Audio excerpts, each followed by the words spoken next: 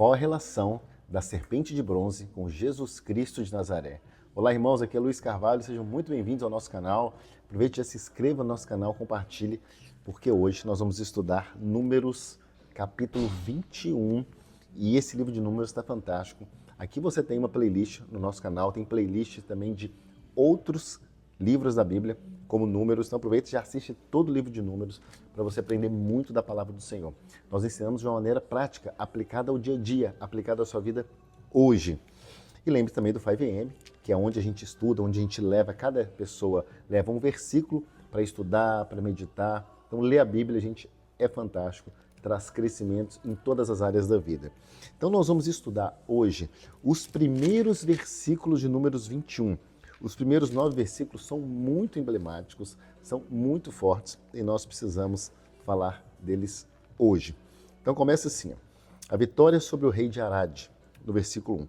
Quando o rei cananeu de Arad, que vivia no Neguebe, soube que Israel vinha pela estrada de Atarim, atacou os israelitas e capturou algum deles. Então nós estamos vendo aqui os israelitas andando no deserto em direção à terra prometida e sofrendo as primeiras baixas militares. Eles foram atacados e perderam algum de seus membros, eles foram capturados. E aí acontece, no versículo 2, então Israel fez esse voto ao Senhor. Então Israel se lembrou do Senhor. Opa, nós temos o Senhor, nós temos o Deus Todo-Poderoso, nós somos os escolhidos do Senhor. E eles disseram assim ao Senhor, se entregares esse povo em nossas mãos, destruiremos totalmente as suas cidades. Então eles fizeram um voto. Senhor, ajuda a gente, nós vamos destruir esse pessoal, esses ímpios, esses incircuncisos. E aí o Senhor ouviu o pedido deles, o pedido sincero, o pedido do coração, e lhes entregou os cananeus. Israel, então, os destruiu completamente, a eles e às suas cidades, de modo que o lugar foi chamado de Ormá. Então aqui a gente vê a importância de orar, de pedir e saber que muitas vezes aquilo que a gente precisa, nós precisamos solicitar, clamar e orar ao Senhor. Porque é Ele que dá as causas impossíveis, é Ele que vai dar vitória. Você tem orado quando você está diante de uma batalha, quando você está diante de desafios, você lembra de orar, de pedir, de clamar ao Senhor aquilo que tudo pode? Israel fez e recebeu a sua recompensa. E aí, seguindo, nós vamos ver agora o episódio da serpente de bronze, que é muito emblemático. Versículo 4 está assim: partiram eles do monte Or pelo caminho do Mar Vermelho, para contornarem a terra de Edom. Mas o povo ficou impaciente no caminho. Então, só porque eles tiveram que contornar, andar um trecho maior, o povo começou a ficar impaciente, começou a ficar mal-humorado. Isso desagrada muito a Deus. E olha aqui no versículo 5 o que aconteceu. E falou contra Deus e contra Moisés, dizendo, o povo falando contra Deus e contra Moisés, dizendo, por que vocês nos tiraram do Egito para morrermos no deserto?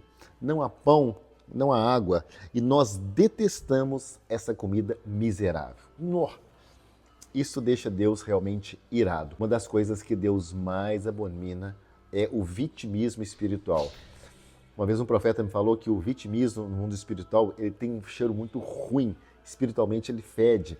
Então nesse momento eles federam para Deus quando eles reclamaram, quando eles foram ingratos e ainda falaram que a comida, o maná, aquilo que sustentava eles do céu de maneira sobrenatural, era uma comida miserável.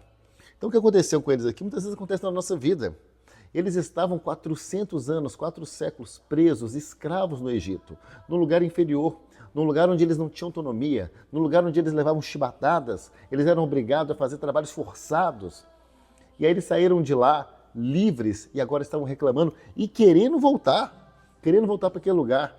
Quantas vezes nós nos encontramos com Jesus, nos convertemos e queremos voltar ao mundo, voltar à balada, à bebedeira, a fazer coisas que não devemos, a pecados. Quantas vezes somos atraídos pelo mundo? Nossa, mas aqui na igreja está difícil, essa vida não está fácil, nossa, como eu era feliz lá, naquele estádio de futebol, naquelas noites. Será? Será mesmo? Você foi livre, você foi liberto por Cristo Jesus e quer voltar às práticas antigas? Isso acontece. E aí o que aconteceu? Versículo 6. Então o Senhor enviou serpentes venenosas que morderam o povo e muitos morreram. Então eles tiveram o juízo de Deus. Muitos pensam que Deus naquela época era muito mais malvado que hoje, porque aqui eles pecavam e eles recebiam a punição imediata. E hoje, você peca, muitas vezes você fala coisas muito piores aqui do que eles falaram para Deus, ou sobre Deus, ou em algum aspecto, e não acontece nada. Mas calma, na nova aliança vai ter o julgamento. E talvez esse julgamento que você vai receber é muito pior, mesmo que tardio, é muito pior do que aquele julgamento imediato que eles recebiam. Então saiba de uma coisa, é o mesmo Deus. O Deus do Antigo Testamento é o mesmo Deus do Novo Testamento. Ele só mudou um pouco a forma de agir e de relacionar, mas saiba, todo pecado, toda iniquidade vai ter consequência em algum momento. Não pense que Deus não está vendo. Ele está contabilizando cada segundo seu de oração, cada pecado que nós cometemos está sendo contabilizado pelo Deus Todo-Poderoso. E vai chegar a hora do julgamento. E aí, versículo 7, o povo foi a Moisés e disse: pecamos quando falamos contra o Senhor e contra você. Ore pedindo ao Senhor que tire as serpentes do meio de nós. E Moisés orou pelo povo. Então aqui uma coisa positiva. O povo viu que tinha errado e reconheceu o pecado. Então quando você confessa o pecado, você reconhece o pecado, você tem a oportunidade de receber a misericórdia de Deus. E aqui eles reconheceram também o poder de Deus ao pedir para Moisés orar ao Senhor. Então eles lembraram que quando eles oraram para o Senhor, alguns versículos antes, eles venceram a guerra, eles pararam de ter baixas na guerra. E aí, versículo 8, o Senhor disse a Moisés: faça uma serpente, coloque-a no alto de um poste. Quem for mordido e olhar para ela, viverá. Versículo 9, então, para finalizar, Moisés fez então uma serpente de bronze e a colocou num poste. Quando alguém era mordido por uma serpente e olhava para a serpente de bronze, permanecia vivo. Então aqui, o que a gente tem aqui?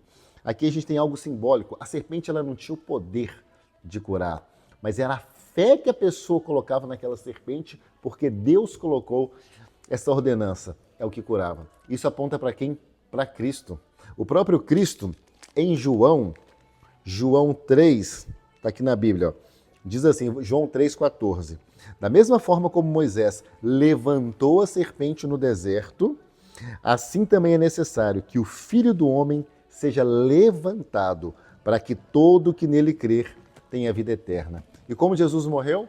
Na cruz, sendo levantado no madeiro. Então todo que olha para Cristo, mesmo não vendo ele no madeiro, mas todos que têm fé em Cristo e olham para Cristo, são curados, são ressuscitados dos seus pecados e recebem a vida eterna. Por quê? A gente faz isso com fé. Então hoje eu olho para Cristo, recebendo Ele na minha vida como Senhor e Salvador. Então ali estava apontando para Cristo. Eles tinham que olhar para aquela serpente e reconhecer, ali está o poder de Deus. Não na serpente, mas o poder da fé em Deus. E aí eles creram.